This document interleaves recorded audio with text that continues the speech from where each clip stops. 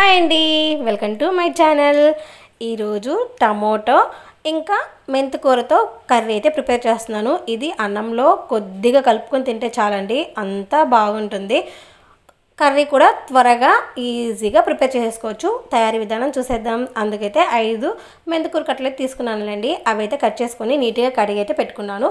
ఆ తర్వాత కర్రీకి సంబంధించి 5 టమాటాలు ఇంకా 3 ఎర్రగడ్డలు అయితే తీసుకున్నానండి. ఎక్కువ కూర కావాలంటే కొద్దిగా ఎక్కువే తీసుకోవాలి, కాబట్టి ఆకుకూరలు ఇంకా ఉంటే తీసుకోండి.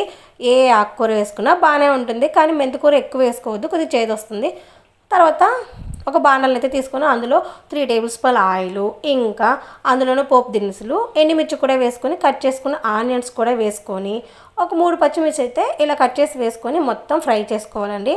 ఆనియన్స్ ఫ్రై అయ్యేంత వరకు అందులోనే కొద్ది కరివేపాకు కూడా వేసుకొని బాగా ఫ్రై అయ్యేలాగైతే ఫ్రై చేసుకోవాలి. ఆనియన్స్ మగ్గిన తర్వాత అల్లం వెల్లుల్లి పేస్ట్ కూడా వేసుకొని పచ్చివాసన పోయేంత వరకు అయితే ఫ్రై చేసుకోవాలి. ఆనియన్స్ కూడా మరీ ఎక్కువ ఫ్రై అవ్వాల్సిన అవసరం లేదండి, ఒక మాదిరిగా మగ్గితే సరిపోతాయి. అందులోనే కట్ చేసిన టమాటో కూడా వేసుకొని టమాటాలు మెత్తగా అయ్యేంత వరకు అయితే ఫ్రై చేసుకోవాలి. అల్లం వెల్లుల్లి పేస్ట్ బాగా మగ్గిన తర్వాత మాత్రమే టమాటో అయితే వేసుకోండి, స్మెల్ బాగా వస్తుంది. టమాటాలు మగ్గేటప్పుడే 1 టేబుల్ స్పూన్ ఉప్పు ఇంకా 1/2 స్పూన్ పసుపు అయితే వేసుకుంటున్నాను. ఇవి 2 కూడా వేసుకొని టమాటాలు మెత్తగా అయ్యేంత వరకు అయితే ఫ్రై చేసుకోవాలి.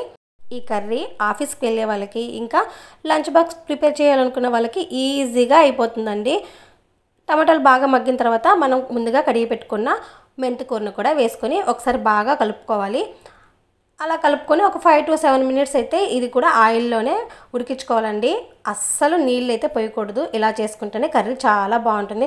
కొంచెమే అవుతుంది కానీ అండి, కొద్దిగా కలుపుకున్న అన్నం అంతా కలుస్తుంది, అంతా బాగుంటుంది. మెంతికూర కూడా బాగా ఫ్రై అయిన తర్వాత 1 టేబుల్ స్పూన్ కారం, అందులోనే జీలకర్ర ధనియాల పొడి కూడా వేసుకొని ఒక 2-3 మినిట్స్ అయితే ఆయిల్లోనే మగ్గించుకోవాలి. చూసారు కదా, 15 మినిట్స్లో ఈ కర్రీ అయితే రెడీ అయిపోతుందండి. అంత సింపుల్. ఇలా ఒకసారి అంతా కలుపుకొని స్టవ్ అయితే ఆఫ్ చేసేసుకోవచ్చు. చూసారా, నచ్చింది కదా కర్రీ. ఇలాంటి మరిన్ని వీడియోల కోసం నా ఛానల్ సబ్స్క్రైబ్ చేసుకోండి, లైక్ చేయండి, షేర్ చేయండి, కామెంట్ చేయండి. Okay, bye.